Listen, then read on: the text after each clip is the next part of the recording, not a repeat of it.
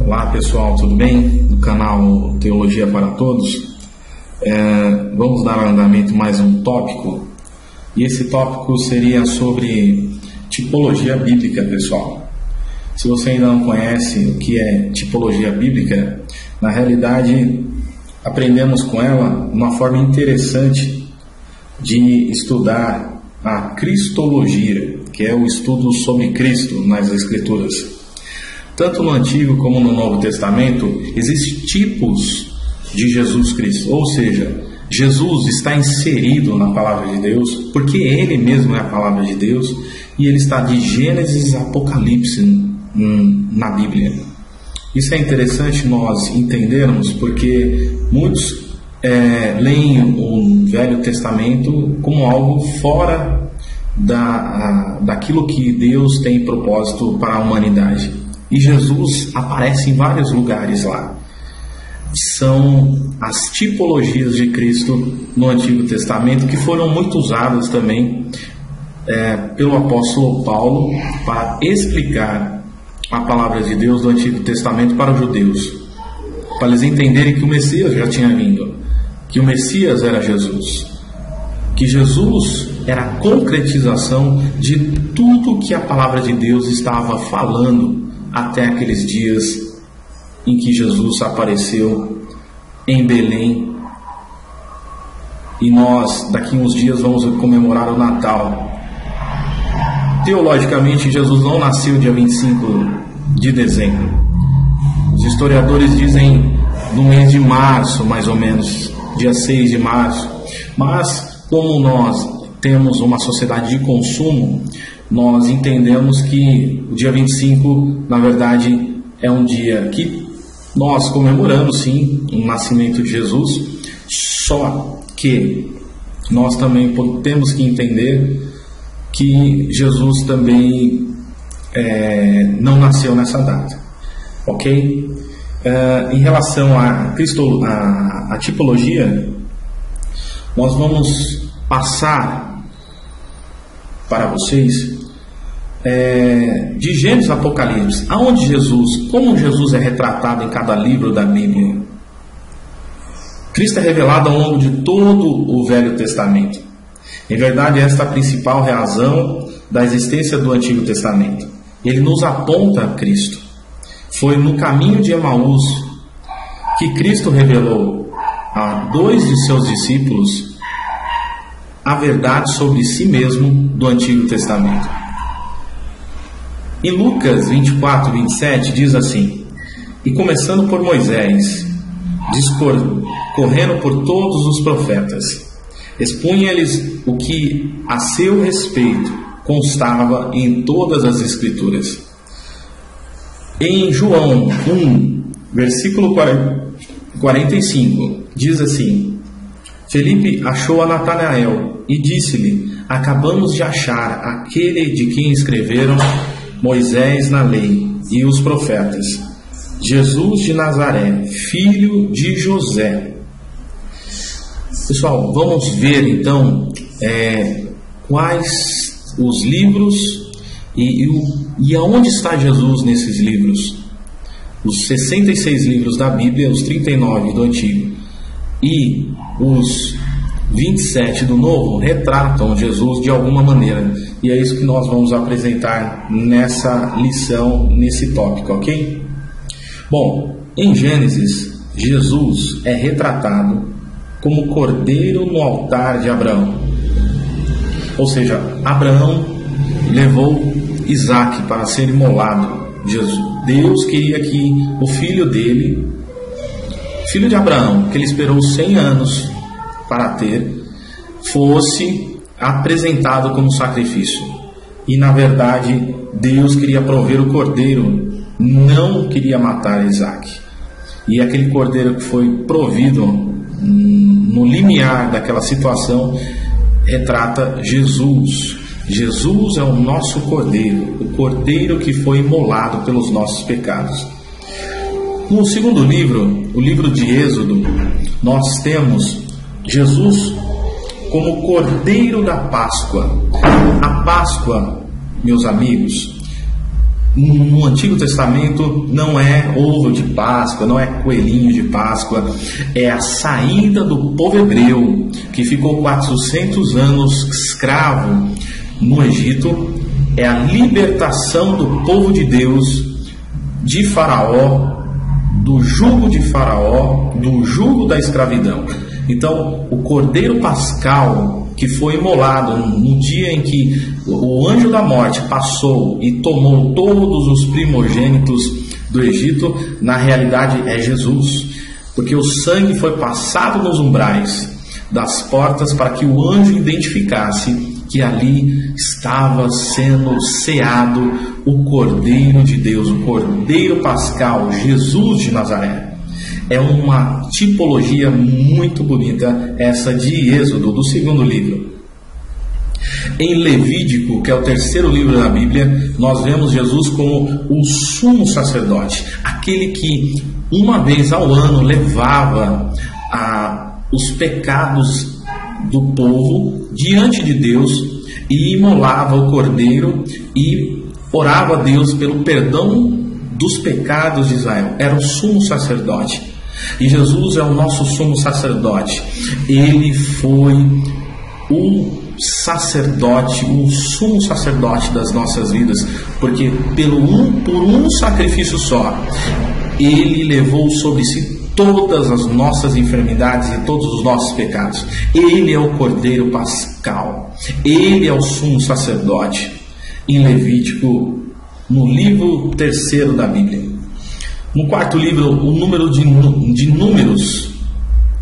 Números é o quarto livro da Bíblia que forma o Pentateuco com Deuteronômio.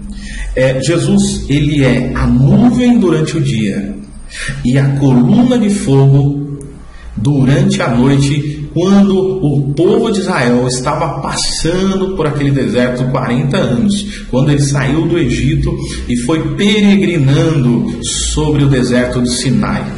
Deus era, através daquela coluna de fogo, aleluias, e daquela nuvem durante o dia e da coluna de fogo durante a noite, ali é retratado Jesus. Ele é a nossa nuvem durante o dia, é Ele que nos dá a sombra, e Ele também é a coluna de fogo que aquece os nossos corações quando estamos na noite sombria da desolação. Deuteronômio é o quinto livro da Bíblia.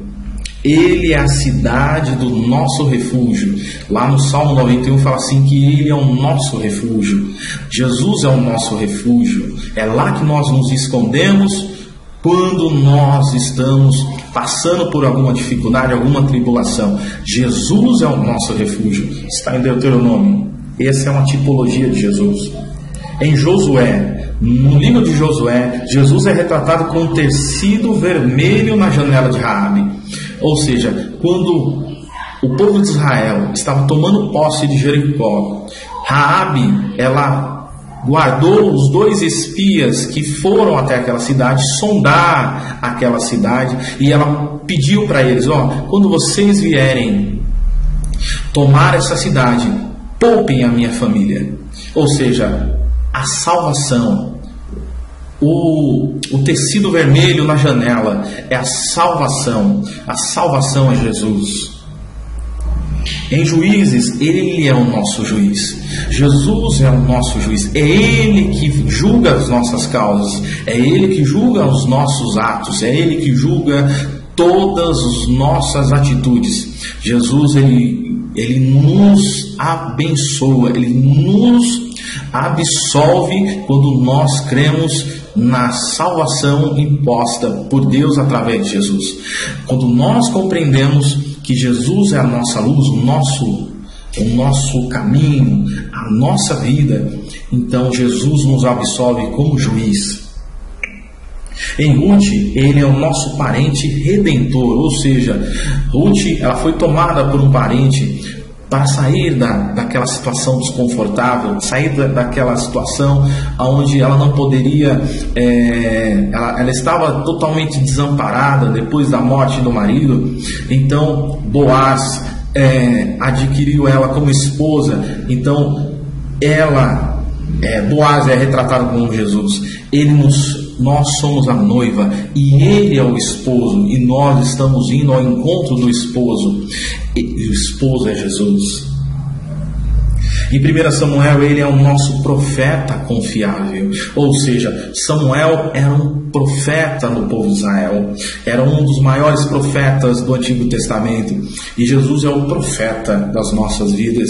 É ele que profetiza a bênção sobre nós. É ele que dá a direção para o futuro. É ele que nos traz o poder de Deus sobre as nossas vidas. É ele que atinge o nosso coração, que atinge a nossa alma, para que a bênção do Senhor repouse na nossa vida e na nossa família. Em 2 Samuel, ele é o nosso Davi. Davi foi o grande rei de Israel. Até hoje em Jerusalém existe um mausoléu de Davi. E Davi foi aquele que escreveu 77 salmos dos 150 salmos. Davi é considerado uma pessoa do coração de Deus.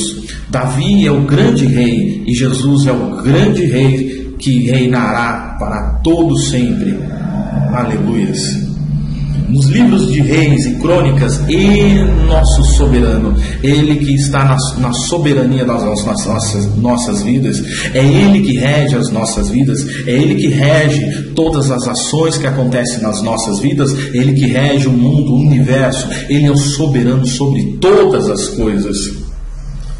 Em Esdras, ele é o nosso escriba fiel. Jesus é o nosso escriba, é aquele que assina as nossas histórias, é ele que escreve as nossas histórias. Os escribas, eles faziam o quê? Eles transcreviam fielmente a palavra de Deus no Antigo Testamento. É eles que eram os guardadores, aqueles que cuidavam da palavra de Deus. E Jesus, ele nos guarda, ele guarda a palavra dele para se cumprir em nós. Em Neemias, ele é o reconstrutor de tudo que está destruído. Ou seja, se a sua vida está destruída, se você entende que a sua vida não tem mais jeito, Jesus é o reconstrutor. Ele reconstrói as nossas vidas. Ele reconstrói, ainda que a árvore esteja cortada. Ao cheiro das águas ela brotará. E Jesus, ele é o nosso reconstrutor. Nós não estamos desamparados, nós não estamos desanimados, porque Jesus é o que constrói a nossa vida. Em Esther, ele é Mordecai, assentado fielmente no portão. É ele que é o nosso vigia, é ele que nos orienta, é ele que nos dá o poder de ser filho de Deus. Em Jó, ele é o nosso Redentor que vive para sempre. Ele ressuscitou. Ele falou para nós que se nós crermos, nós veremos a glória eterna, nós teremos a vida eterna. Ele falou em João capítulo 11 para Marta: Marta, se creres, verás a glória de Deus. E o irmão dela estava morto, estava 4 dias morto, mas Jesus falou para ela: eu sou a ressurreição e a vida. Aquele que crer em mim, ainda que esteja morto, viverá, porque Jesus vive eternamente. Aleluias. Em Salmos, ele é o meu pastor e nada me faltará. Se você está tendo alguma dificuldade, alguma necessidade na sua vida, em várias áreas, não temas. Jesus é o seu pastor. Jesus é aquele que te ama, aquele que quer que você viva com abundância. Jesus é o bom pastor, é aquele que cuida das ovelhas, é aquele que tira tudo que faz mal às ovelhas, é aquele que guarda as ovelhas dos lobos. Jesus é o bom pastor. Lá em Provérbios e Eclesiastes, ele é considerado a nossa sabedoria. A Bíblia diz que a sabedoria de Deus é loucura para que os que perecem, mas aqueles que creem é poder de Deus. Então, se você quer ser sábio, peça a Deus. Se você quer ser sábio, estude a palavra de Deus. Se você quer ser sábio, seja ensinado pela palavra de Deus. Estude a palavra de Deus. Encha-se com a palavra de Deus. Se você quer sabedoria, peça a Deus, porque Deus dá a cada um aquilo que cada um pede. Aleluia. Em Cantares, ele é o belo noivo. Nós somos a noiva desse belo noivo. E nós, a igreja de Jesus, virá um dia a se encontrar com o Senhor, a ter as bodas do Cordeiro. Aleluia. Em Isaías, ele é o servo sofredor. Em Isaías 53, ele fala que ele é o sofredor, o servo. Ou seja, nós, discípulos de Jesus, somos servos, somos sofredores pela causa do Evangelho, mas nós temos a certeza que pelas nossas fraquezas somos mais do que vencedores em Cristo Jesus. Com Jesus, nossos pecados foram perdoados. Ele é servo, mas hoje ele é rei. Ele era servo, mas hoje ele é juiz, porque Jesus fez toda a expiação do pecado. Ele foi até a cruz para que eu e você tenhamos a vida eterna, tenhamos o perdão dos pecados, vivemos em novidade de vida. Em Jeremias e Lamentações, Jesus é o profeta que chora. Ele chora pela sua alma. Ele chora porque lá em João capítulo 11 também diz que ele chorou quando o amigo que ele sempre frequentava a casa, que era Lázaro, Marta e Maria, estava morto. Deus não quer que você fique morto espiritualmente. Deus quer que você se alegre nele, se alegre no Senhor. Deus quer te ressuscitar. Deus quer te levar a novas moradas. Deus quer te levantar. Deus quer te atrair. Deus quer te abençoar. Deus quer fazer com que você seja um homem e uma mulher de Deus. Em Ezequiel, ele é um maravilhoso homem de 4 faces. Ezequiel tem uma visão, e essa visão está lá, um ser espiritual com 4 faces: a face do cordeiro, a face do leão, a face do homem, aleluias, a face do servo. São 4 faces de Jesus. Jesus, ele é o grande rei, mas também é o servo sofredor. É o servo que Deus mandou à terra para nos capacitar, para nos ensinar sobre o reino de Deus. Em Daniel, ele é o 4º homem da fornalha. Você já deve ter ouvido falar dessa história. Quando Nabucodonosor fez uma estátua, ele queria que todos adorassem aquela estátua, mas 3 pessoas, Sadraque, Mesaque e Abidnego, não quiseram adorar aquela estátua, e eles foram jogados numa grande fornalha. Até aquelas pessoas que mandaram eles para dentro daquela fornalha foram consumidas pelo fogo. Mas quando eles entraram lá, começaram a passear dentro daquela fornalha, sem serem consumidos, sem serem queimados. Por quê? Porque existia o 4º homem, o anjo do Senhor estava lá, a teofania de Jesus, a tipologia de Jesus estava lá. Jesus estava caminhando com eles, estava caminhando com eles ainda na tribulação, na dificuldade. Jesus caminha com você nessas coisas, na dificuldade, na tribulação. Você não está sozinho. Deus está com você, Jesus está com você, o Espírito Santo te fortalece.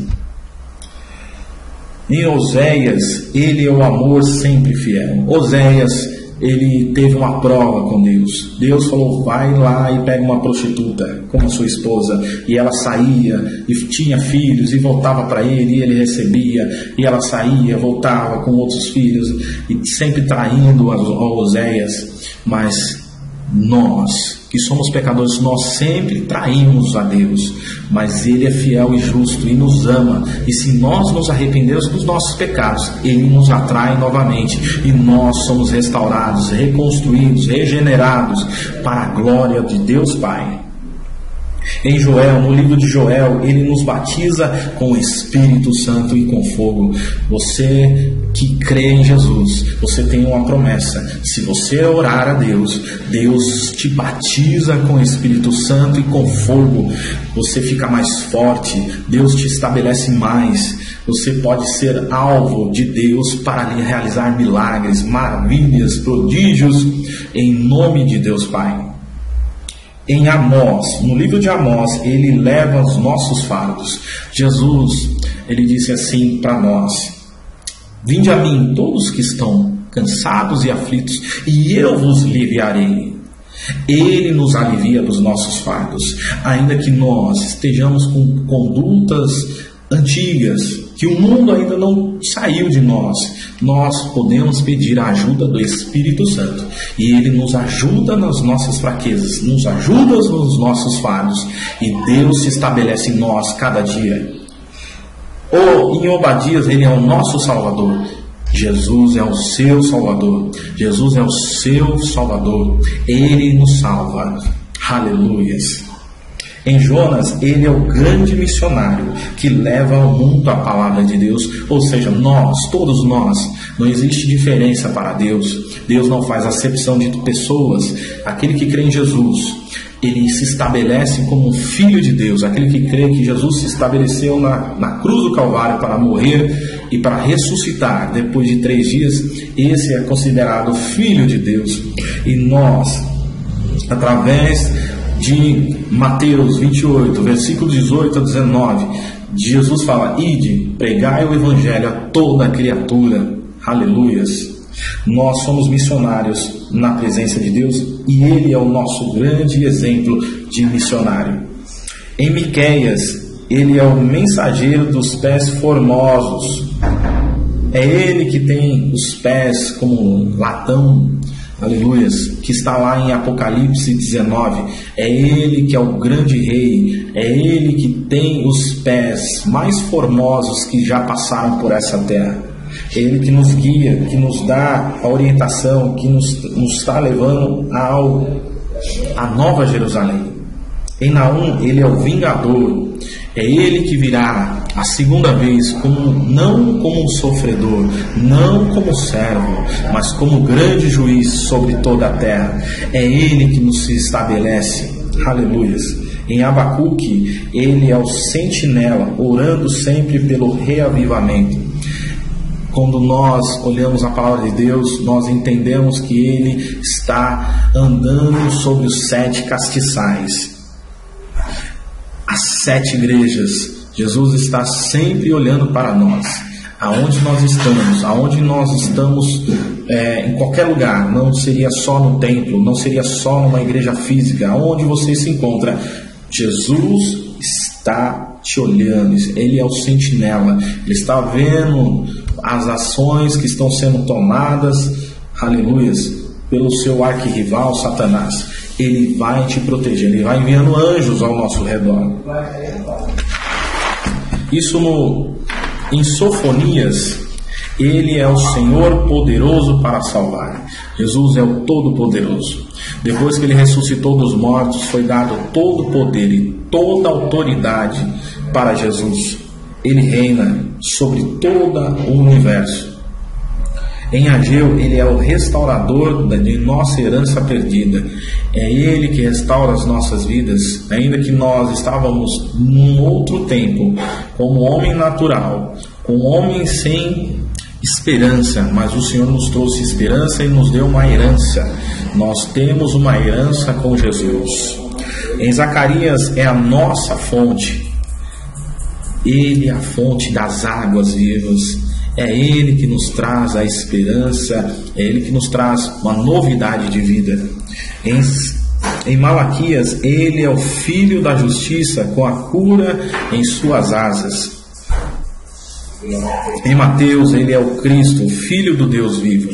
É Ele que é o Messias. É Ele que os judeus esperavam. É Ele que os judeus mataram, porque eles estavam andando em cegas. Eles não entenderam o verdadeiro chamado de Deus no Antigo Testamento. Eles viviam na hipocrisia, na falsidade. Eles viviam numa situação de pura politicagem. Eles queriam status, poder, mas a Bíblia diz que aquele que quer servir a Jesus seja o menor entre os seus irmãos. Seja menor, você que quer ser discípulo de Jesus. Sirva os outros. Não seja servido, mas sirva, se doe para as pessoas, para relacionamentos. É nesse processo que as outras pessoas vão entendendo o que é o Evangelho. Em Marcos, Ele é o operador de milagres. Em Marcos, nós vemos que Jesus, Ele é a grande vida que está gerando em nós, é Ele que traz vida nas pessoas, é Ele que cura as pessoas dos seus sofrimentos da carne, mas também da alma. É Ele que quer livrar de nós, de todo trauma, todo complexo, toda decepção, toda frustração, toda dificuldade, tudo que interfere a nossa alma e o nosso corpo. Jesus quer curar o ser humano, e o ser humano ele é dotado de corpo, alma e espírito. Em Lucas, ele é o Filho do Homem, é Ele humanizado, é Ele falando para nós, eu vivi o que vocês viveram, eu suei, eu fiz tudo que um ser humano faz. Ele nasceu de uma virgem e ele cresceu como um ser humano, como outro qualquer. Jesus é divinamente humano e divino. Jesus ele tem as duas naturezas nele. Isso é uma doutrina bíblica fundamental do cristianismo. Se falarem outra coisa para você, exclua essa doutrina que falaram, porque a doutrina bíblica teológica é que Jesus era totalmente divino e totalmente homem. E João, ele é a porta pela qual todos devem passar. Deus enviou seu Filho unigênito para que todo aquele que nele crê não pereça, mas tenha vida eterna. Está em João 3,16. Ele quer salvar todos, mas sabemos que muitos não aceitam aquilo que Jesus veio trazer.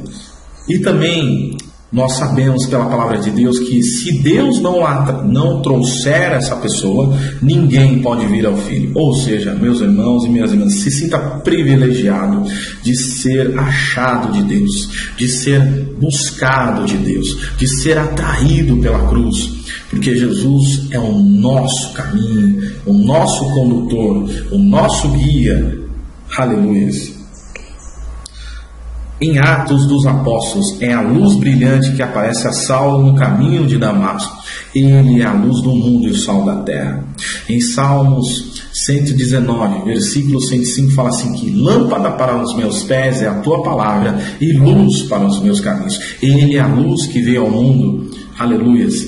Ele é a luz dos seus caminhos. Se aproxime do Evangelho, se aproxime de Jesus, se aproxime da palavra de Deus, estude a palavra de Deus. Em Romanos, ele é a nossa justificação. Nós não somos justos por nossos atos, mas somos justificados pelo ato de Jesus. É nele que está toda a fonte de liberdade, toda a fonte de salvação. É com ele que nós vamos para o céu. Se não tivesse Jesus no céu, eu não queria ir. Mas se nós estivermos escondidos em Jesus, nós vamos para o céu. Jesus é a arca que foi estabelecida no Antigo Testamento sobre Noé. Jesus é a arca, é lá dentro que nós devemos estar para sermos salvos.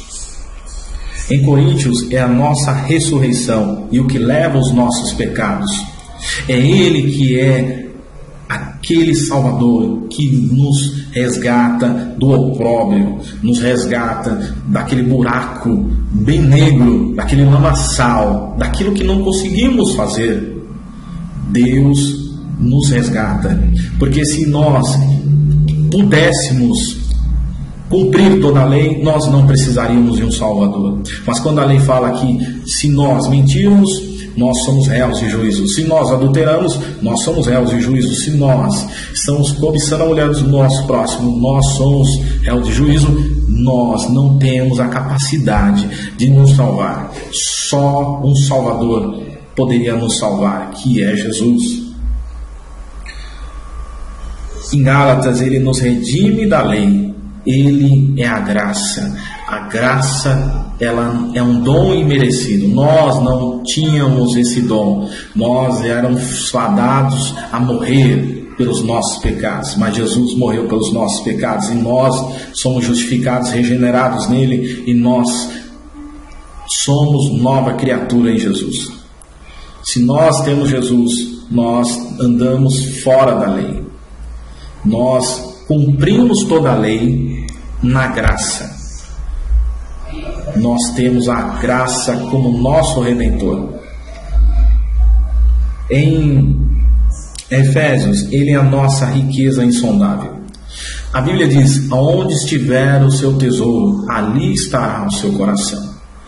Se você tiver no seu coração um tesouro material, ali não estará Jesus. Mas se você tiver Jesus como seu tesouro, ali estará todos os tipos de riquezas. As riquezas insondáveis de Jesus estarão com você. Em Filipenses, ele supre todas as nossas necessidades. Ele é o nosso suprimento. É com ele que você deve orar, pedir, porque lá em Mateus 7,7 diz: pedi e dar-se-vos-ás. Buscai e achareis. Batei e abre-se-vos-á. Porque todo aquele que pede, recebe. Todo aquele que bate, se abre. E todo aquele que busca, acha. Se você tem alguma necessidade, peça a Jesus. Em Colossenses, ele é a plenitude do Deus encarnado.